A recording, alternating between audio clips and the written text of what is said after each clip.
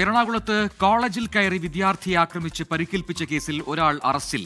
ആലുവ മില്ലുപടി തോട്ടത്തിൽ ഫവാസിനെയാണ് Aluva police arrest ചെയ്തത്. കോളേജിൽ കയറി പെൺകുട്ടിയെ ശല്യപ്പെടുത്തിയത് ചോദ്യം ചെയ്ത മഞ്ഞപ്പെട്ടി സ്വദേശിയായ വിദ്യാർത്ഥിയെയാണ് ഇയാൾ ആക്രമിച്ചത്. അമൽ സുരേന്ദ്രൻ കൊച്ചിയിൽ ചേരുന്നു കൂടുതൽ വിവരങ്ങളുമായി. അമൽ, എപ്പോഴാണ് ഈ സംഭവം ഉണ്ടായത്? ഇപ്പോൾ ഇതിലൊരു നടപടി ഉണ്ടായിരിക്കുന്നു. എന്തൊക്കെ വകുപ്പുകൾ ചുമത്തിയാണ് കേസെടുത്തിരിക്കുന്നത്?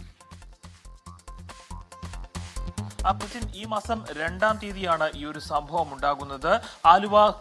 ആലുവയിലുള്ള ഒരു കോളേജിൽ കയറി ഈ ഒരു പ്രതിയായിട്ടുള്ള മഞ്ഞപ്പടി സ്വദേശിയായിട്ടുള്ള ഫവാസ്, 27 വയസ്സാണ് ഇദ്ദേഹത്തിന്. ഇദ്ദേഹം ഈ കോളേജിൽ ചെന്ന ഒരു വിദ്യാർത്ഥിനിയെ ശല്യം ചെയ്യുന്ന ഒരു സാഹചര്യം ഉണ്ടായി. അപ്പോൾ ഈ വിദ്യാർത്ഥിനി ശല്യം ചെയ്യുന്നത് ചോദ്യം ചെയ്ത് മഞ്ഞപ്പടി സ്വദേശിയായിട്ടുള്ള കോളേജ് വിദ്യാർത്ഥി തന്നെ രംഗത്ത് വരികയും അപ്പോൾ ഇവർക്കിടയിൽ ഒരു സംഘർഷം രൂപപ്പെടുകയുമായിരുന്നു. ഇതിനെ തുടർന്ന് ഫവാസ് തടിക്കഷ്ണം ഉപയോഗിച്ച് ഈ വിദ്യാർത്ഥിയുടെ മുഖത്ത് അടിച്ച് മർദ്ദനം ഏൽപ്പിക്കുകയായിരുന്നു. ഇതിനെ തുടർന്ന് ഈ വിദ്യാർത്ഥിയെ ആശുപത്രിയിലാക്കി.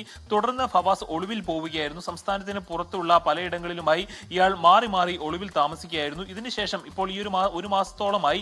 അപ്പോൾ ഇതിനുശേഷം അങ്കമാലിയിലേക്ക് ഇയാൾ തിരിച്ചു വരികയും അതേ തുടർന്ന് ഇയാൾ ഇവിടെ നാട്ടിലെത്തിയിട്ടുണ്ട് എന്നൊരു വിവരം ആലുവ പോലീസിന് ലഭിക്കുകയും ഇതേ തുടർന്നാണ് പോലീസിന്റെ വിദഗ്ധരായ സംഘം അതിസാഹസികമായിട്ട് ഈ പ്രതിയെ കീഴ്പ്പെടുത്തുന്ന സാഹചര്യം ഉണ്ടായത്.